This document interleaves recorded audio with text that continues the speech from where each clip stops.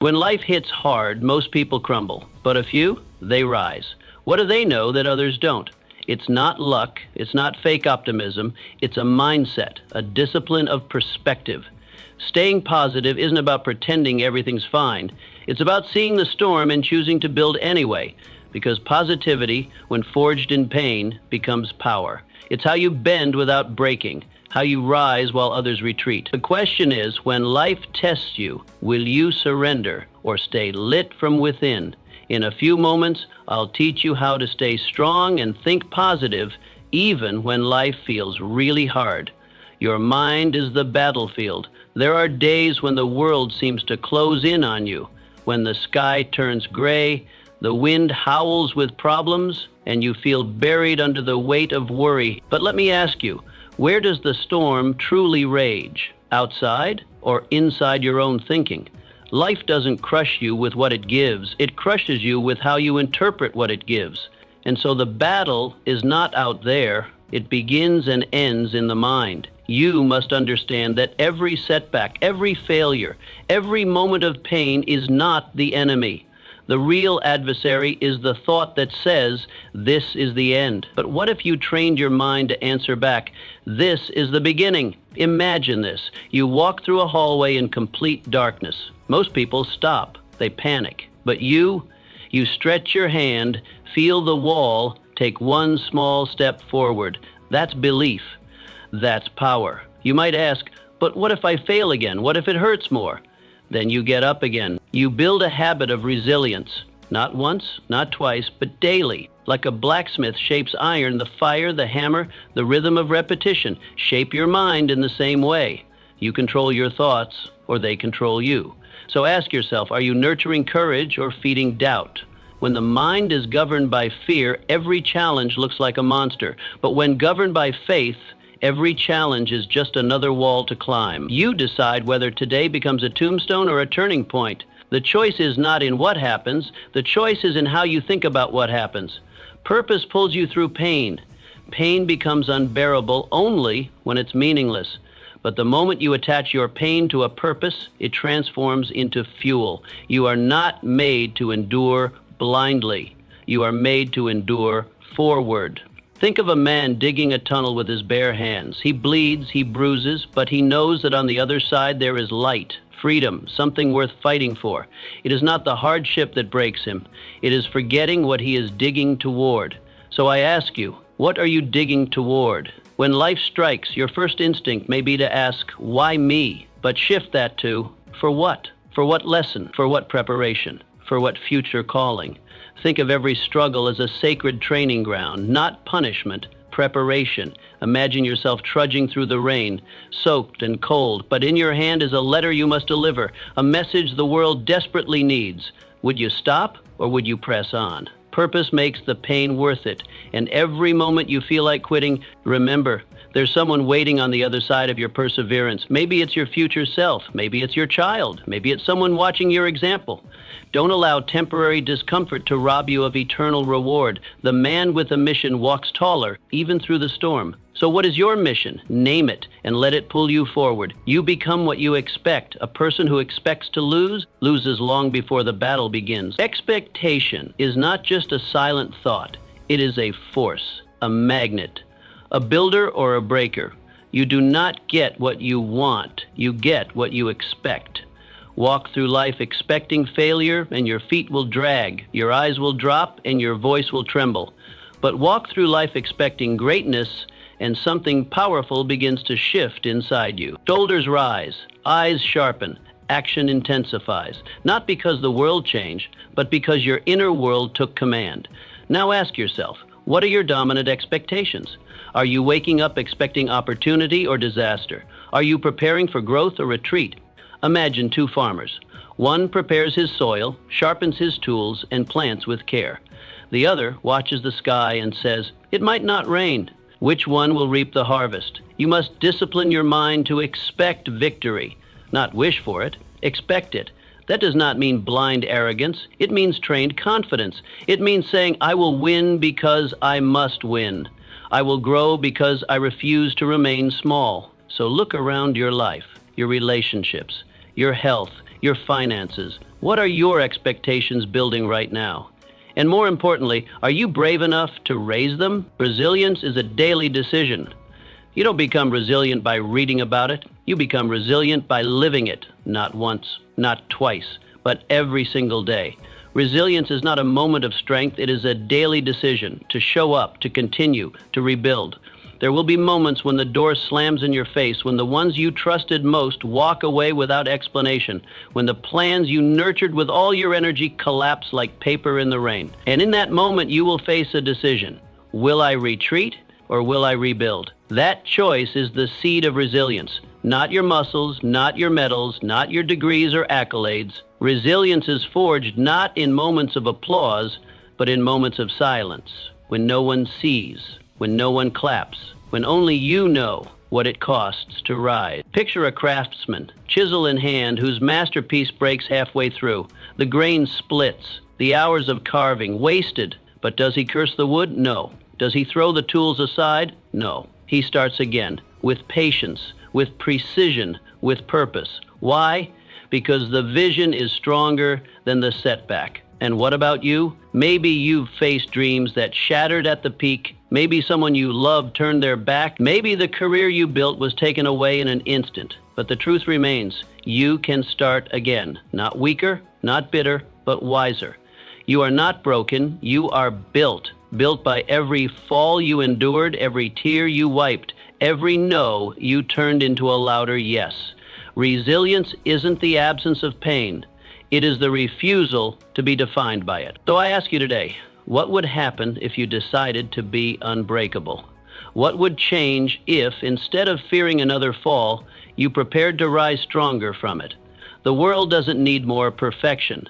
It doesn't need more applause chasers. It needs more people like you who know how to lose and still lead, who know how to grieve and still build. Every morning you choose to rise again, you are writing a story worth reading. And that story, it's not about what stopped you. It's about what refused to keep you down. Your resilience is your quiet, defiant anthem, not of what you endured, but of who you became. So decide now, will you retreat or will you rebuild? Because the truth is, you were never meant to stay down. You were meant to rise. Faith in yourself is the first wealth. Before any man builds a fortune, he must first build belief. Long before gold fills his coffers or success crowns his name, there is a whisper inside him that dares to say, I can. This whisper is not born in wealth nor taught in schools. It is discovered in silence, the silence of a man daring to face himself. Faith in yourself is not vanity. It is responsibility, because if you doubt your worth, you will doubt your work. And if you cannot trust your step, you will never take the first one. You cannot lead a team, inspire a family, or build a legacy if you have not first accepted that your voice matters. Your mind is valuable, and your actions carry weight. Consider the captain of a vessel steering into uncharted waters. The stars may guide him, but the crew follows his confidence. If he trembles at every gust of wind, the ship will sway. If he questions his course, the voyage will stall. But if his hands are steady and his voice firm, even the storm begins to listen. You are that captain, and your belief must anchor you deeper than any fear. Now, picture yourself standing before a door. On the other side, opportunity, destiny, your true call. But above the frame, a sign reads, only those who believe may enter. This is not metaphor, this is reality. Most people hesitate. They wait for proof before they act. They wait for applause before they speak. But you must choose to walk in. To knock, not because you're certain of the answer, but because you're certain of your ability to handle whatever comes. Ask yourself with urgency, what would change if you fully trusted yourself? What dreams would you chase? What risks would you stop avoiding? What excuses would you bury for good? Belief is not a luxury. It is the root of all progress. It is the first stone in every strong foundation. Every empire, invention, and idea began with someone who decided they were worth the effort. And if today you don't yet believe, then act like someone who does. Carry yourself with conviction. Speak with strength. Move with purpose. Because the mind follows the body's courage. Action precedes belief, and belief precedes every victory worth earning. No one hands you permission to believe in yourself. You must claim it, and once you do, the world begins to respond, not because it changed, but because you did. So stand tall, walk forward, and remind yourself, before you build the dream, build the belief. Because the man who says, "I can," changes everything, starting with himself. Discipline builds inner light. When darkness surrounds you, it's not more light from the outside you need. It's a fire within. And that fire is called discipline. Not the harsh, punishing kind, but the steady, self-directed force that whispers again and again, "No matter what happens, I will keep going." Discipline does not arrive with a trumpet. It does not knock on your door with applause. It begins in silence, in small choices, waking up when you said you would, finishing the work you promised yourself, choosing honesty when lying would be easier, listening when you'd rather speak. Every time you say yes to what builds you and no to what breaks you, you feed the flame that lights your way. You build your inner lantern. Picture yourself climbing a mountain alone. The weather is brutal. The sky grows darker. You see no sign of the peak. Your muscles ache. The air thins. But you take one step, then another. Not because the path is easy, but because there is a voice within that says, "This is who I am." That voice wasn't born overnight. It was built, brick by brick, through acts of discipline. Not in grand moments, but in the quiet ones. When no one else was watching, when quitting seemed easier, when comfort whispered its tempting song, you didn't listen. You chose the harder right over the easier wrong. Ask yourself now, have you been waiting for the right mood to start your change? Have you been hoping that motivation will strike like lightning? Or are you training yourself to move regardless of the weather in your soul? The ones who master their fate do not rely on emotion, they rely on practice. They train consistency like a soldier trains strength, daily, repeatedly, faithfully. Discipline does not shout. It does not beg for attention.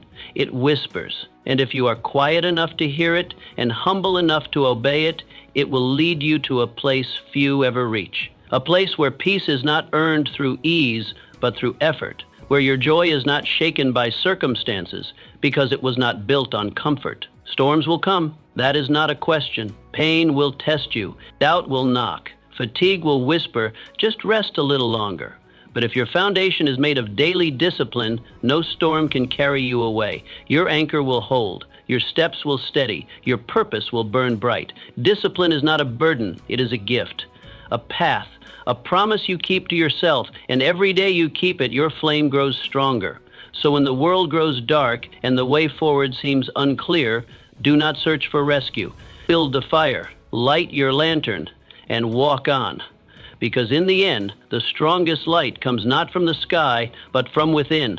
Gratitude is the gateway to power. You cannot be both bitter and blessed at the same time. One clenches your fists, the other opens your hands. One closes your eyes, the other opens your spirit. Bitterness builds walls, gratitude builds bridges. One isolates, the other connects. If you want to rise, you must choose. Will you dwell on what's missing or awaken to what remains? Gratitude is not a soft virtue. It is a force, a discipline, a weapon in the war against despair. While others see it as sentiment, you must learn to see it as strategy. Gratitude is the key that unlocks strength, courage, and clear vision. It changes your chemistry, your countenance, your course. You may think, what do I have to be thankful for when everything's falling apart? But that's precisely the test. Gratitude doesn't begin when the storm ends. It begins inside the storm. It does not wait for comfort. It creates clarity. Can you see the gift in the grit, the lesson in the loss, the seed in the storm? Gratitude is not found. It is forged. It is hammered out in the fire of disappointment, in the heat of heartbreak, in the ache of unmet expectations. It does not arrive fully formed. It is built through choice again and again. Imagine this. You lose a job. The routine is gone. The paycheck vanished. But in that sudden stillness, you find time to reconsider your path, to question what you've been chasing. You begin to see not just what was taken, but what could be built. Or a relationship ends, the silence feels suffocating. But in that quiet, your voice grows louder. You hear yourself again. You reconnect with the version of you that had been buried beneath compromise, or maybe a plan fails. It shatters into pieces, and in the rubble you find stronger materials to rebuild. Not the same plan, but a better one, aligned with a clearer vision. Every trial carries a treasure, if you dare to look. Every setback hides a seed. The question is, will you search for it? Ask yourself honestly, what am I ignoring that I could be appreciating? Is it your breath? Your ability to think clearly? The fact that you are still here, able to try again? Gratitude begins with the ordinary, the overlooked, the assumed. The morning sun on your face, the taste of water when you're parched, the friend who checks in, the strength you didn't know you had until you had to use it. It does not require a perfect life. It asks only for an open heart. Gratitude is not the end result of getting everything you want. It is the starting fuel for getting through everything you must. It flips your perspective from scarcity to abundance, from not enough to more than I knew. You were never promised ease. That was never the deal. But you were given a mind that can reframe any reality. You were given the power to choose where you focus, what you magnify, and what you build upon. Use it. Don't let bitterness blind you. Open your eyes. Start each day not with a complaint, but with a question. What strength can I find today through thankfulness? The person who asks that question becomes invincible, because while pain is inevitable, despair is optional. While circumstances can shake you, they cannot shatter the spirit of someone grounded in gratitude. You become a lighthouse, steady, bright, immovable. Gratitude is a posture, a habit, a rebellion against the darkness. And the more you practice it, the more resilient you become. Not because life gets easier, but because you get stronger. So today, choose to see what remains. Choose to honor the hidden blessings. Choose to speak thanks into the silence. Because every time you do, you trade bitterness for boldness. You trade sorrow for strength. You trade fear for faith. And in that sacred exchange, you find not just peace, you find power. Your circle shapes your strength. Show me your closest companions, and I will show you your future. Who you walk with determines how far you rise. The direction of your life is often found in the footsteps of your company. Walk with giants and you will rise. Sit with doubters and your dream will shrink to fit their fears.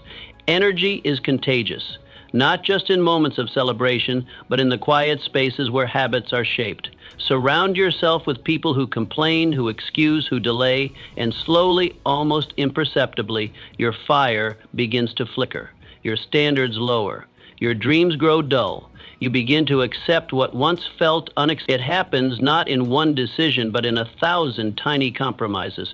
But when you surround yourself with those who challenge you, who live with purpose, who stretch your thinking, who won't let you settle, you begin to change. Not because they force you, but because their very presence reminds you of who you can become. Their discipline awakens yours. Their clarity sharpens yours. Their courage stirs yours. You rise by reflection. You grow by proximity. Imagine you're rowing across a wide river. Alone you tire. The current wears you down. Every stroke feels heavier than the last. But now imagine others rowing beside you, matching your rhythm, speaking life when doubt creeps in. You move forward not only faster, but with joy. That is the power of aligned fellowship. Not just company, but comrades. Not just presence, but partnership. Ask yourself, who do you confide in when the weight grows heavy? Who listens not just to respond, but to understand? Who sharpens your ideas, challenges your fears, pushes you to go further than your excuses? If you're the smartest, the most disciplined, the most driven person in the room, not because you don't belong, but because you are meant to grow. And growth demands friction. Friction demands people who are unafraid to see more in you than you sometimes see in yourself. This is not about status, not about prestige. It's about alignment. Alignment with people who honor your calling, who refuse to let you drift, who remind you, gently or boldly, that you are built for more, that mediocrity is not your home. True allies don't flatter you, they refine you.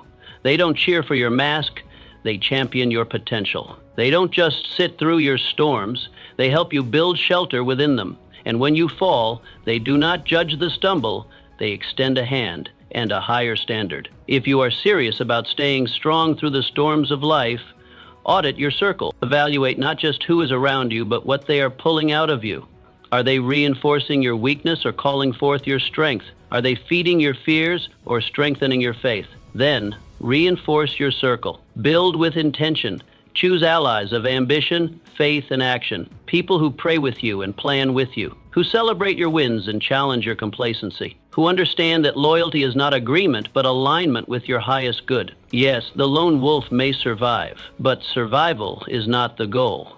The thriving person, they thrive in a pack of purpose, in a tribe of transformation, in a circle that reflects not just where they are, but where they are going. So choose your company like your future depends on it, because it does. Walk with those who speak life, who live truth, who carry vision. And soon you will look back and realize you didn't just go further, you became better. Together, action cures fear. Fear is not destroyed by thinking, it is destroyed by doing. You cannot outthink fear. You cannot reason it into silence. The longer you sit with it, the louder it becomes. It grows in the shadows of delay, magnifying every worst-case scenario, whispering what-ifs until you're paralyzed. But the moment you act, fear begins to lose its grip. Like fog under the morning sun, it fades in the presence of motion. You may say, "But I'm not ready." Let me remind you of something essential. No one ever feels fully ready. Readiness is a myth. Action is the truth. You don't wait until you're fearless to move. You move. And that is how you train courage. Every brave soul you admire began not with certainty, but with a shaky step. Picture a person standing before a great wall. It looms, cold and towering, a monument to everything they think they cannot do. The wall mocks them. It lists their failures. It repeats their doubts. And so they stand, frozen. But the moment they reach up, find a crack and lift their foot, something shifts. The wall doesn't shrink, but the climber grows. Each handhold taken, each foothold earned, changes the balance. Why? Because action makes you bigger. Fear wants you to forget that. What are you hesitating on? A decision that could change your life?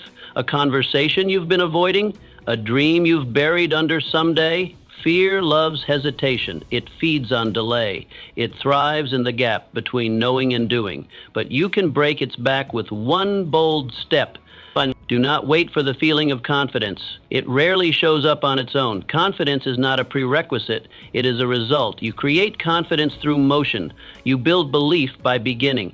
Write the letter. Take the walk. Launch the idea. Let your body lead your belief. Action is not just a reaction to life.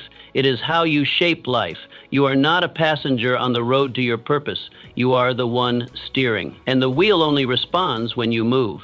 In the war between fear and your future, motion is your sword. It cuts through doubt.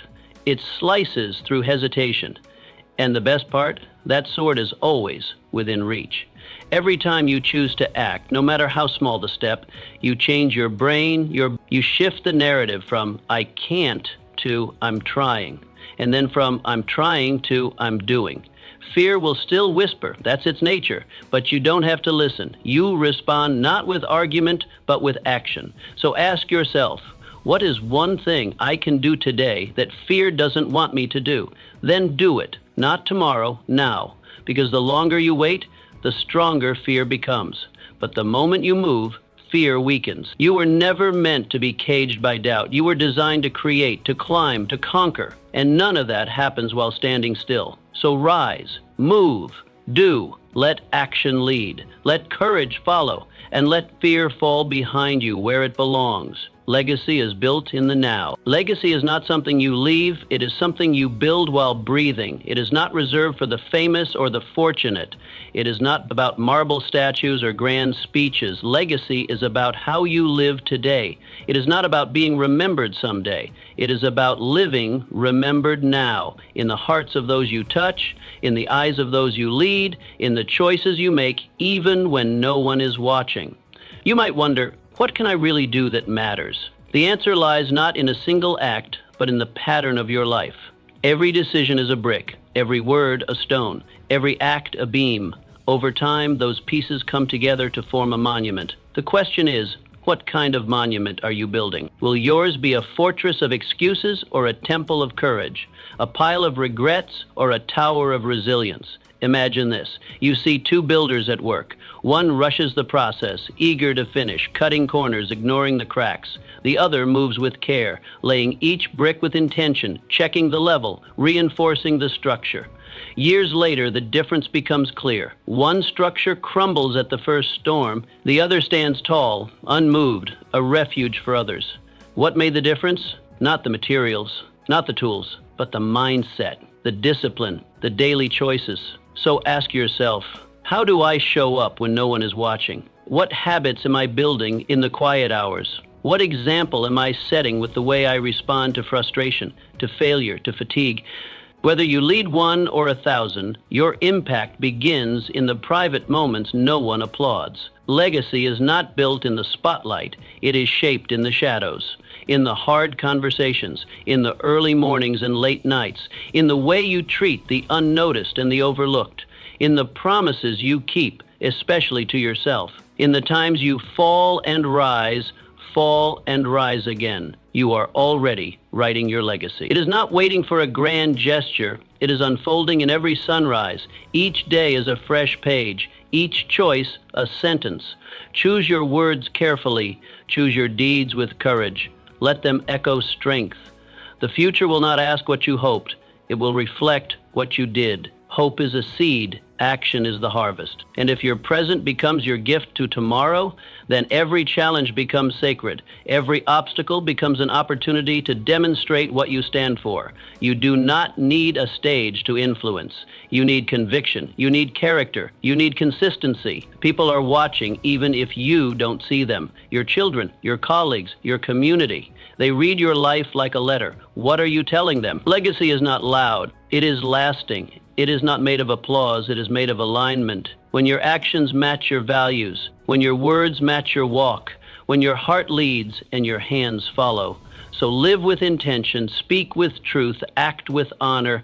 Let your legacy be a mirror of your inner life, authentic, unwavering, real, not perfect, but powerful. The world may not remember every detail of what you did, but they will remember how you made them feel. They will remember your courage when fear was easier, your faith when doubt was louder, your perseverance when quitting would have been justified. Legacy is not found at the end of life. It is formed in the middle of it, in your choices, your voice, your presence, the way you rise, the way you serve, the way you love. And when your time has passed, your legacy will speak, not in stone, but in stories, not in monuments, but in minds, not in riches, but in the ripple you left behind. Build that ripple today. Start now and never stop. Setbacks reveal strength. The moments when life knocks you down are not there to break you. They are sent to reveal you. In those moments, something greater is being uncovered. Not your weakness, but your strength. You don't truly know your power until strength is the only thing left. And when that moment comes, when the world goes quiet and you're face to face with your pain, that is when your true self rises. Most people treat failure like a dead end. They think it marks the end of the road, the conclusion of their story. But failure is not a wall. It is a mirror. It doesn't stop you. It shows you. It reflects what you've been avoiding, what you've neglected to face. It shines a light on your excuses, your patterns, your fears. And yes, it can sting. But that sting is sacred, because within it lies the invitation to grow. Your reactions in failure define you, far more than your victories. Anyone can smile in success, but only the courageous learn to stand again in the dust of disappointment, when plans fall apart, when dreams collapse, when the applause stops. These are the proving grounds of character. Who are you without the crowd? Who are you when no one is watching? Imagine walking a trail. It seems familiar, safe, predictable, and then suddenly you slip into a ditch. You didn't see it coming. It wasn't marked. Now you have two choices. You can sit in the mud, blaming the path, cursing the rain, reliving every step that led you there, or you can stand up, brush yourself off, look back only to understand where the path changed, and then move forward with that wisdom. One choice leads to regret, the other leads to resilience. And resilience is not about having an unbreakable body. It is about having an unbreakable spirit. It is choosing to rise when comfort tells you to stay down. It is standing tall when no one else offers a hand. It is refusing to let failure define your identity. You may ask, but how many times must I rise? How many hits can a person take and still move forward? The answer is as many as it takes to stop being surprised that you can. The strength doesn't come before the battle. It is forged in the fire. Every time you get back up, you're not starting over. You're starting wiser. You're starting with more clarity, with a deeper understanding of yourself and your purpose. The greatest stories ever written, in history, in faith, in legends, are not tales of perfection. They are tales of persistence. Men and women who were knocked down again and again, but whose determination outlasted their defeat. What made them great wasn't the absence of failure, it was their response to it. You are writing your own story right now. And this chapter, the one you're living through, the hard one, the painful one, the confusing one, is not the end. It is a turning point, a rising point. So let go of the shame. Let go of the lie that you're behind or broken or unworthy. You are becoming wiser, stronger, sharper, more grounded, more aware. Your story is not about falling. It is about the person you become because you rose. And you will rise again. You were never meant to stay down. You were meant to stand, to build, to continue, because the fall was never meant to finish you. It was meant to forge you.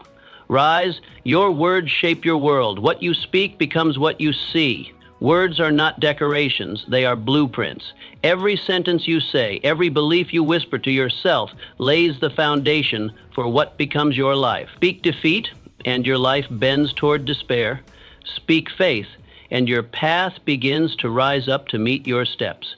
In the furnace of adversity, when the winds howl and progress feels stalled, your first and most vital weapon is not strength, money, or even strategy.